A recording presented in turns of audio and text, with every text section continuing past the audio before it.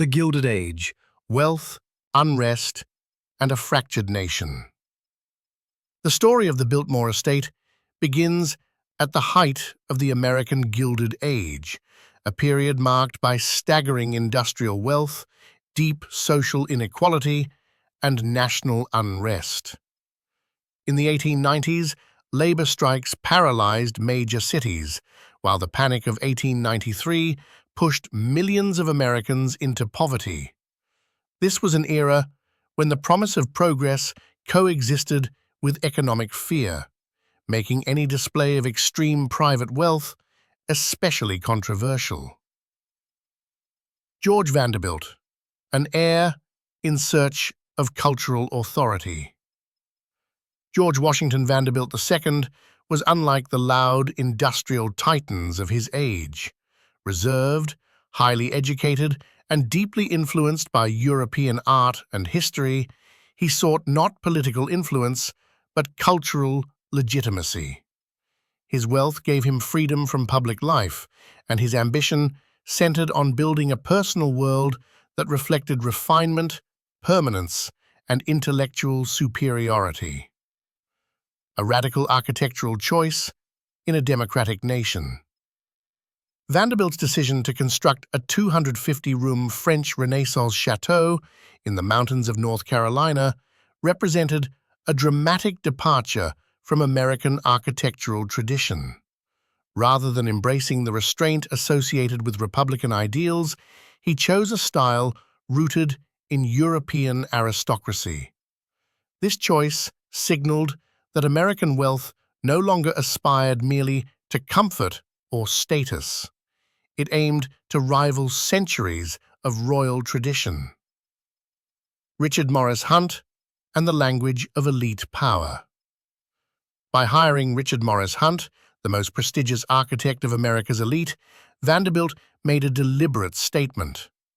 Hunt's Beaux-Arts training and experience designing palaces for the nation's wealthiest families ensured that Biltmore would speak the visual language of power, hierarchy, and cultural dominance. The estate was designed not simply to impress, but to endure as a symbol of authority. Public reaction, a private Versailles in a republic. As construction progressed, newspapers and public commentators framed Biltmore as a provocation. Many saw it as a private Versailles, rising within a democracy founded on equality. Admirers celebrated it as proof that American wealth had achieved cultural maturity, while critics condemned it as an obscene display of excess during a time of widespread hardship. The estate became a national talking point long before its completion. Biltmore as a symbol of American contradiction. This first chapter establishes Biltmore as far more than a residence. It stood as a challenge to American values, embodying the tension between democratic ideals and unrestricted private wealth. In its scale, style, and ambition, Biltmore forced the nation to confront an uncomfortable question. How far could wealth go before it began to reshape the meaning of democracy itself? Part 2. The dark truth behind America's greatest mansion. A house decades ahead of its time. Inside Biltmore, visitors encountered a level of technological and artistic sophistication unseen in American domestic architecture. The estate functioned as a self-contained world, incorporating electric lighting, central heating, elevators, steel-frame construction, and extensive indoor plumbing decades before such conveniences became common.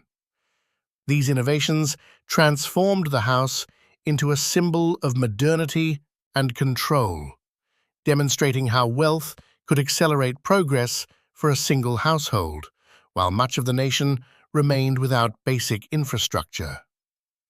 Architecture as a display of power and permanence. Every aspect of Biltmore's interior was designed to communicate dominance and endurance. The soaring banquet hall, monumental staircases, and vast library stocked with thousands of rare volumes were not simply functional spaces, but declarations of authority. Scale and craftsmanship worked together to overwhelm the visitor, reinforcing the idea that this was not merely a home, but a permanent monument to wealth and cultural ambition. Buying Europe: art, materials, and cultural legitimacy. Vanderbilt imported European tapestries, stone, and design traditions to construct an atmosphere of inherited prestige. By surrounding himself with centuries-old symbols of nobility, he sought to compress history itself, purchasing cultural legitimacy on a scale never before achieved in the United States. Biltmore became a physical argument that American money could equal and even surpass European aristocracy. The invisible workforce behind the grandeur. Beneath the refinement lay an unseen human cost.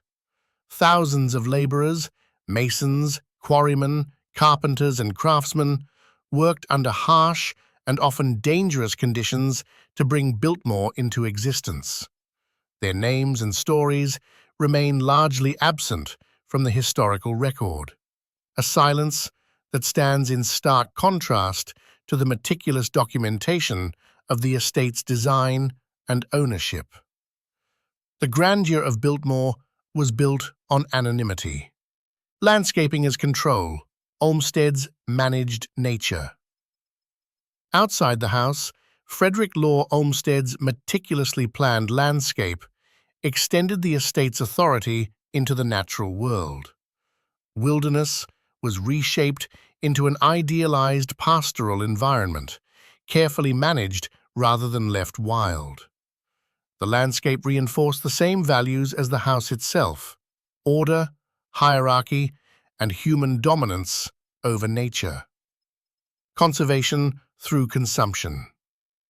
While Biltmore pioneered scientific forestry and early conservation practices, these achievements were inseparable from massive land consumption and wealth concentration. Environmental stewardship emerged not from restraint, but from excess. This contradiction lies at the heart of Biltmore's legacy, a monument built on contradiction. This chapter reveals Biltmore as a paradox, an architectural masterpiece of innovation and beauty made possible by inequality, labor exploitation, and extraordinary power. It stands as both an achievement of human ingenuity and a reminder of the social structures that allowed such grandeur to exist.